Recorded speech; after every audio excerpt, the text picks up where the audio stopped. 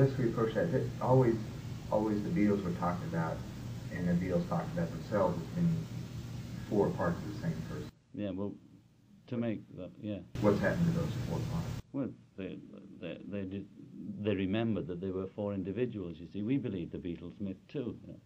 I don't know whether the others still believe it, but, you know. We were four guys that I met Paul and said, do you want to join my band, you know? And then George joined, and then Ringo joined. We were just a band who made it very, very big, that's all. You know. And sometimes our best work was never recorded, you know. Why?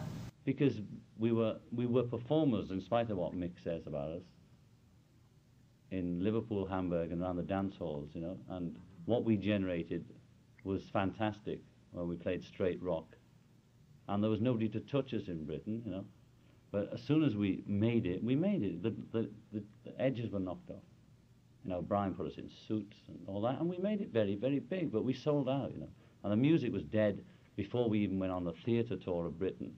We were feeling shit already, because we had to reduce an hour or 2 hours playing, which we were glad in one way, to 20 minutes, and go on and repeat the same 20 minutes every night.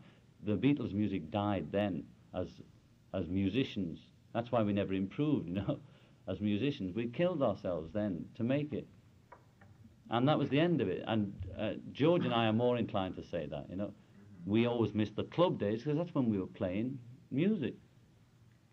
And then later on we became technically efficient recording artists, which was another thing, because we were competent people, you know, and we can, whatever media you put us in, we can produce something worthwhile, you know.